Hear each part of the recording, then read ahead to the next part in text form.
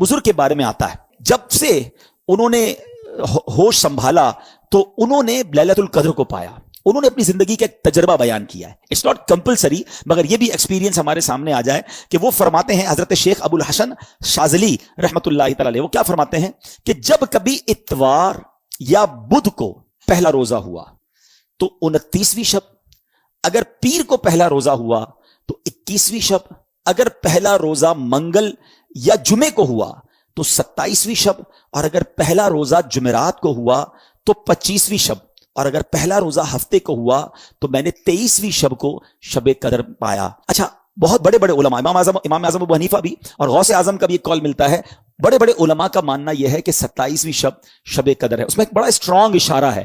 ये लैलतुल कदर सूरत में ही लैलतुल कदर आया 3 बार, ठीक है। इन्ना अंज़लनाहु फी लैलतिल कद्र वमा अदराका मा लैलतुल कद्र लैलतुल कद्र खैरुम मिन अल्फि शहर। कितनी बार आया?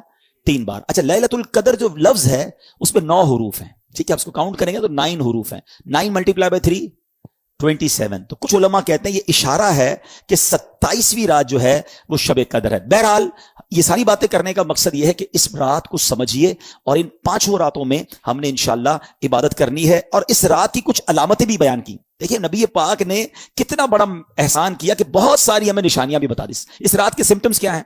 फरमाया कि हजरत उबादा बिन सामित रदी अल्लाह तआला अन्हु ने बारगाह रिसालत में शबे कदर के बारे में सवाल किया तो प्यारे आका ने फरमाया कि शबे कदर रमजान की आखिरी ताक रातों, आखिरी अशरे की ताक रातों 21, 23, 25, 27 या 29 में से तलाश करे।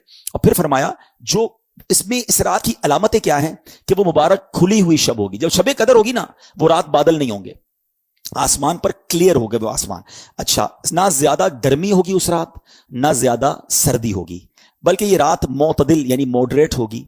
इसमें चांद खुला हुआ होगा, शैतान को आसमान से सितारे नहीं मारे जाते। कभी कभी आप देखते हैं कि स्टार टूट रहे होते हैं ना, नजर आते, कभी कभी नजर आते हैं। यहां तो नहीं, शहर में, गांव में नजर आते हैं, लेकिन उस रात को शैतान को सितारे नहीं मारे जाते। और यह भी बताया कि इस रात के बाद जो सुबह आती है, उस रात यानी सुबह जो सूरज निकलता है वो बगैर शुआओं के तुलू होता है, यानी सूरज ऐसे निकलता है जैसे 14वीं रात का चांद होता है। तो जो लैलतुल कदर के बाद की सुबह होती है, ये उस सूरज की भी ये निशानी फरमाई गई। और बाज उलमा ये भी फरमाते हैं कि इस रात जो है समुंदर का पानी मीठा हो जाता है। अच्छा, ये सारी निशानियां तो बयान हुई रिवायतों में, किताबों में, अहादीस में। जरूरी नहीं कि हर निशानी हम देख सकें, वो आंख भी तो चाहिए ना, है? आंख वाला तेरे जौबन का तमाशा देखे, आंख वाला तेरे जौबन का तमाशा देखे, दीदाए कोर को क्या आए नजर क्या देखे।